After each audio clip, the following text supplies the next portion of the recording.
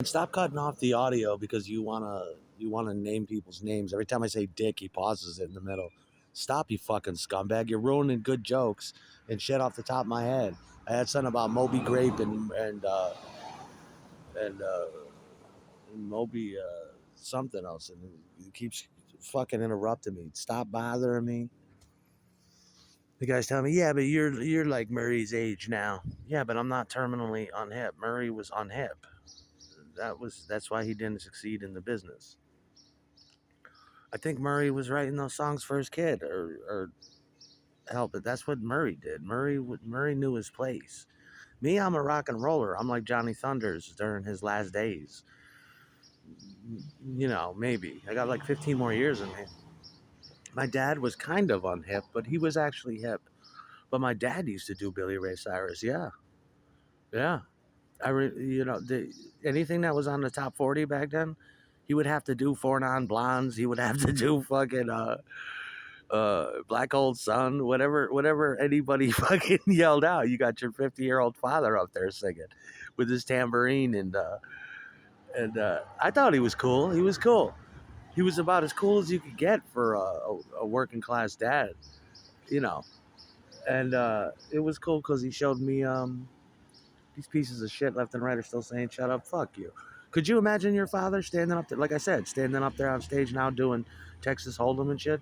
It'd give you a new respect for him. You'd be like, "That is so bad, Dad," but at the same time, it's so cool. But it's really bad. And he's like, "Yeah, but it's practice, man. Keep my voice in check and make a little money. I'm trying to quit drinking. Something to do." He would sit there too all night long drinking soda while everybody got shit faced, fucking drunk or stoned on stage. He'd sit there all night and you just drink his soda with ice. I looked up to him, you know. Yes, 45 and 55 and 65 and 75-year-old men can still be fucking cool. I mean, Lord knows they should know how to be cool by the time they get to that age. But Murray, but Murray Wilson was kind of unhip, although he used his hipness through his sons. He was able to. That's something my father would do. Okay, you don't want to play in the family band anymore, and you don't want to make money for the family record label. I'm gonna go and recreate your band over the weekend and give you the sun rays. I live for the sun. Shit to blow your mind. You'd be like, I can't believe you. Just to show what a 45 or 55, 65-year-old man can do. I put you in the music game. I could definitely extract you or fuck you up on the charts. You know what I mean? Think about that. Your father, the manager, song arranger, basically the producer, one of the producers, even had his hand in engineering. Yeah, he can most certainly fuck you up.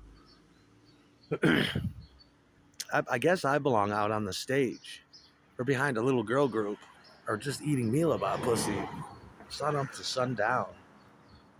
You know what I mean? Yeah, you'd get weird.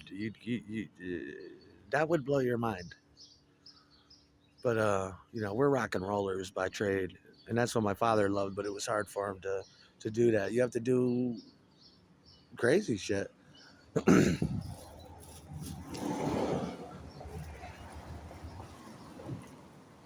That's like 60 motherfucking songs a night. I used to do that in my 20s when we had a specialized Beatle band. Our work was cut out for us. All you needed was extreme musicianship. And if you were lucky enough to gather four dudes that were total Beatle geeks, then you were somewhat lucky. Like I said, it really doesn't matter what you look like at that point because should you take the time to learn McCartney, Lennon, you're in like Flynn. You could be a fat piece of shit as long as you could pull off those songs and 4 sets of them. Big money. Big money and prizes. Oh, I just got my fingers in meal about today, Peru. That's all I care about today. You know, that's definitely man's ruin. The only thing that I used to, once you get a girlfriend, you want to throw music away. The only reason you do music is because you have to. But if you had it your way, you just lay around all day in an electric blanket with your girlfriend. Stank electric blankets and smell like pussy and dick underneath the blankets all day. Taking barbiturate. Get up, dude. We got a gig. You know. I don't even care anymore about music. I don't even play the guitar. That's what happens when girls come around. It gets even worse. I haven't played in like a week. You've been fucking her all week long and shit. She's gonna end up pregnant. You don't care if you just give up your soul and your dreams. I'm not giving them up. They're on the back burner. I love her pussy. I can't. It's like she wants you to play, dude. She wants you to get out of that pussy for 10 minutes. Remember those days? You go to your right hand man, you're like, you're fucking up, dude. You in love with your new girlfriend. You know, Murray doesn't look too good on stage. Daddy still looks kind of good. I could still pull that off. And I'm the youngest one out of all of you. You know, if I was gonna do it these days, I would do it real good. I'd bring like tabla players on the stage. I'd bring sitars out and there's some tanpour in the background just droning and keyboards, smoke machines, lights, dancing girls, belly dancers.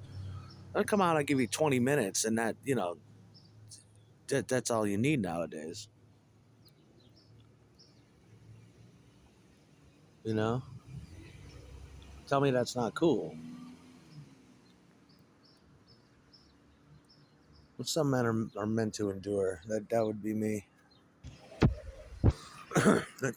Me and Ted would bond over that. Ted would come in and fill in for my father's band, and he would just be that Ted smile.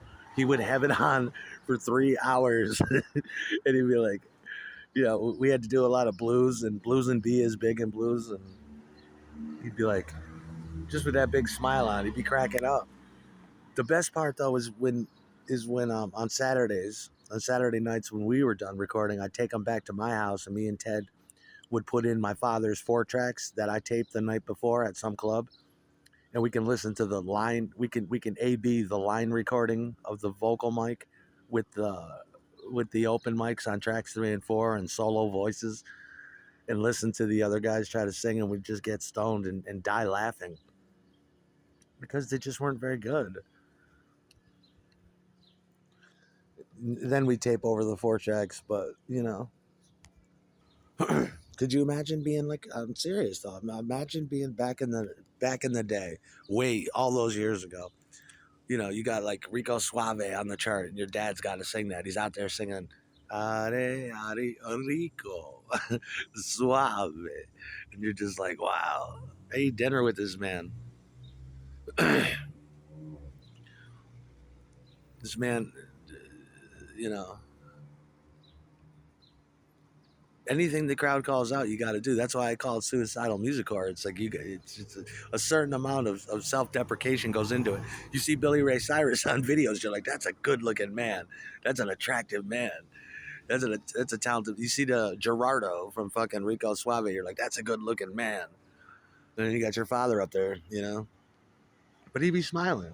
Big money, big money in prizes. I'd do it for the little bit. Stuff money in that. Stuff money in it.